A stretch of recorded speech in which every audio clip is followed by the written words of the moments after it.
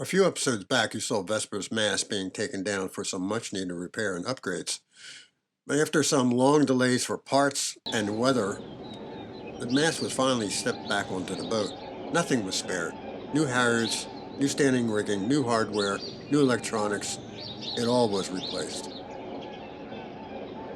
I also decided to upgrade all the electronics at the helm and even design a new bracket for the Axiom 7 chart plotter. All the Raymarine instruments were then connected using the CTalk system.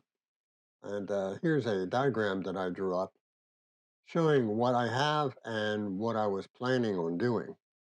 The highlighted areas here show that I have the autopilot VHF radio and, of course, a 12-volt battery system in place. CTalk uses backbone cables, which are blue and black, to connect to junction points that eventually lead to the different instruments and connectors.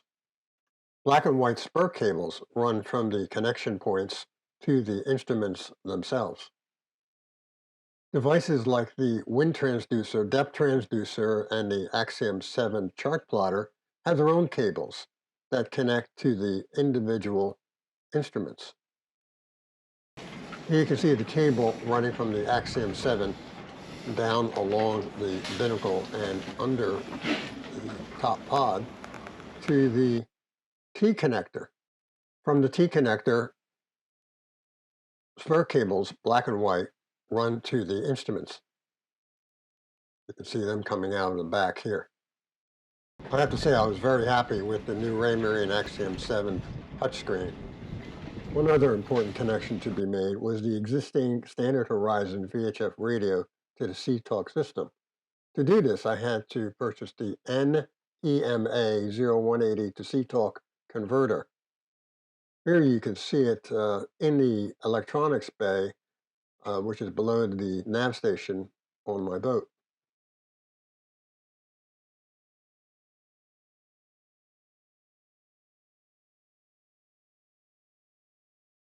The next step was to deal with a transducer that was not compatible with my Raymarine depth gauge. So here's the plan.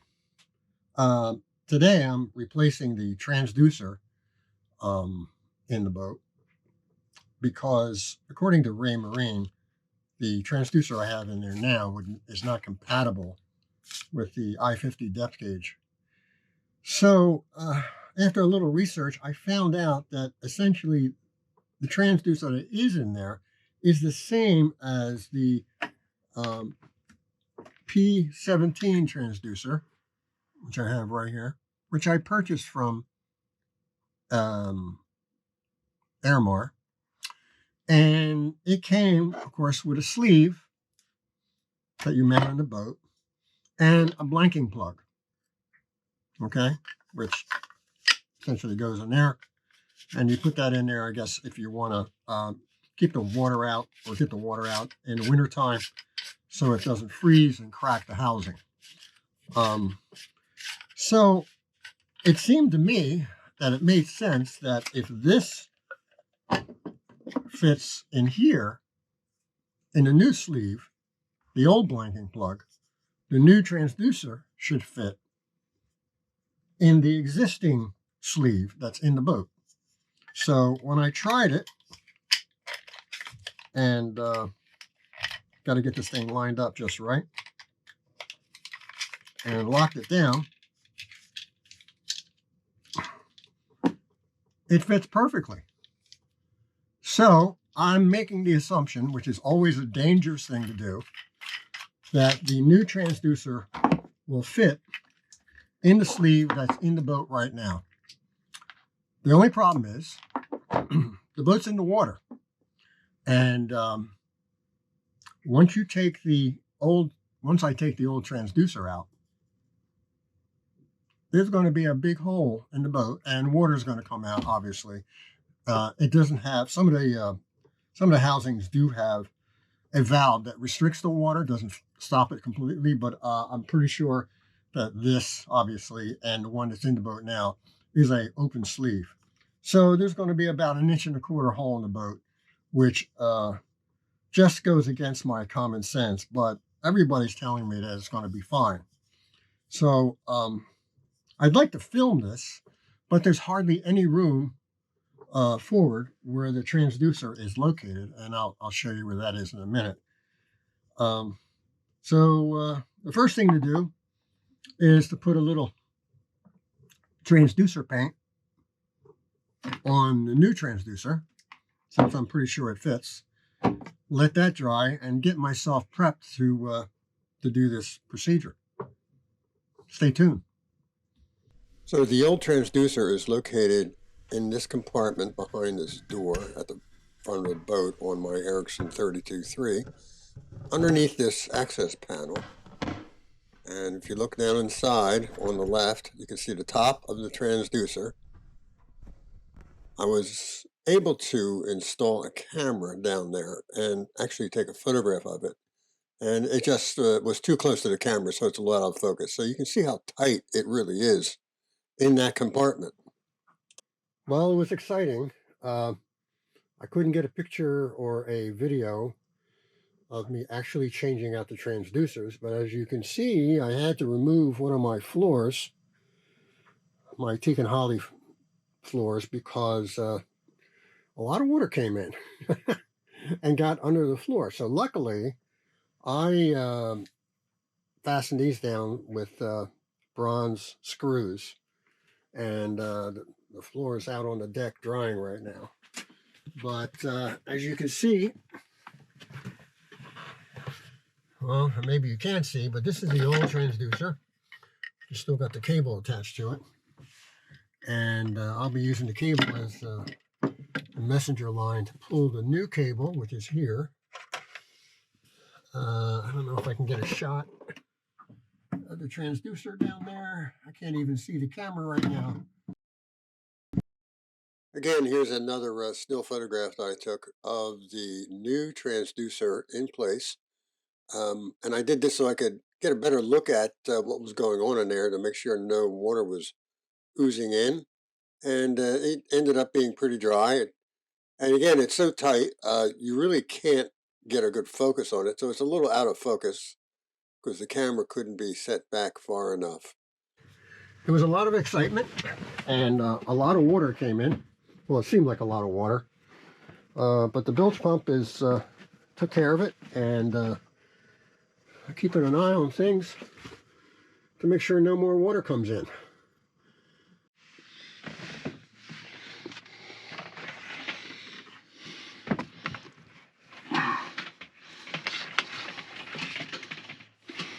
Well, this is the really fun part. I'm getting to the bowels of the boat. I'm trying to get the cable up. This is under the cockpit right now. And I run it sounds like I'm grunting. It's because I am. Because I'm laying on my side next to the engine compartment. So we're going to try and wrap this string around these connectors. The string goes up to right up to the binnacle. Give it a tie. The way I got this down here was I put a nut. I didn't have a messenger line, and I stupidly cut the cable.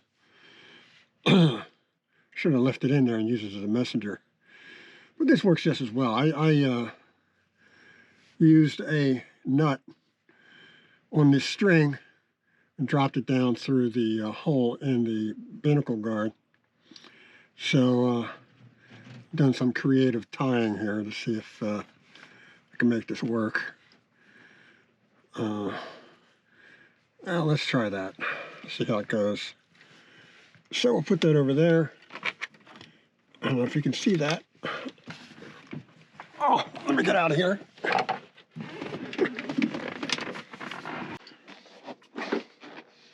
Okay, get up on deck. Get this hatch cover out of the way. And here's the string. Let's see if this works. Or wait, I gotta hanging up. It's probably not in the hole all the way, so I'll have to go down there and push it up the hole a little bit. This is the way it is with running a wire. It's up and down, back and forth, front and back. Especially when you're by yourself. You probably can't see because I don't have the headlight turned on.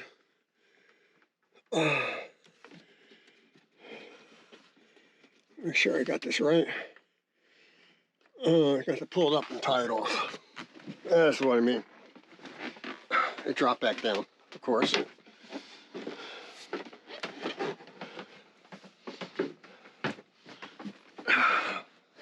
This is one of the fun things about boat ownership.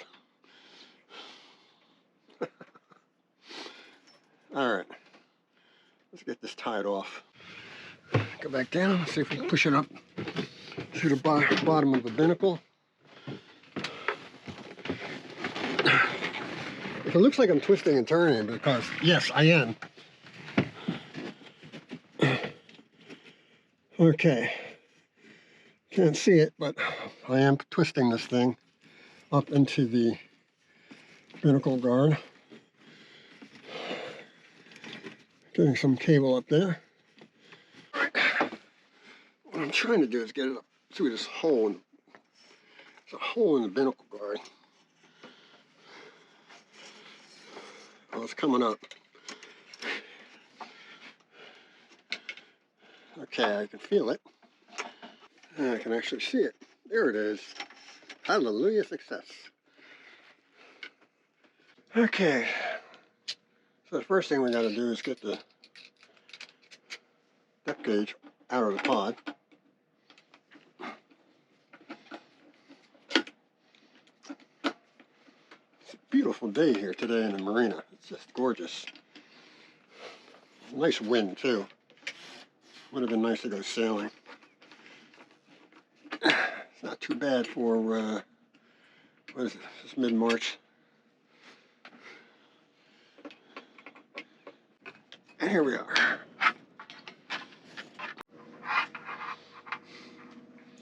Okay, gotta get this string off and get it up through the bottom of the pod. There we are. So you can see these connectors are really, really tiny. Let's see how one, maybe it'll go right on, I don't know. And I'm hoping that this one is the right one. It's the ground. We'll find out in a little bit. So have to go and turn the power on. And when you're on a boat, you don't need a gym. You're always jumping up and down steps and going down ladders. Okay, instruments. Here we are. And there it is. Look at that. 5.6 feet. That's about right for this time. Yeah, the tide's low. So that's probably right. This is wonderful. So there it is. I think I'll put it all together and we'll take a look at the completed job. Well, there it is. Now the depth on the Axiom chart plotter. And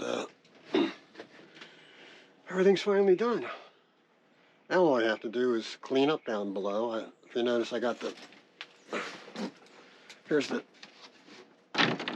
teak and holly panel that kind of got wet when I put in the new transducer in the plastic housing. Of course, the water comes in. It's not leaking, so that's a good sign. But this got wet, but fortunately, I coated both sides and all the screw holes with clear penetrating epoxy sealer, not counting the finish on the top. So we should be in good shape. Still, I put it out on the deck to dry out, and it looks okay to me. So there it is.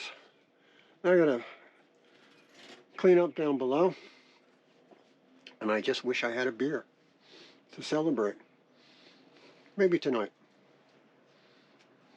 Thanks for watching.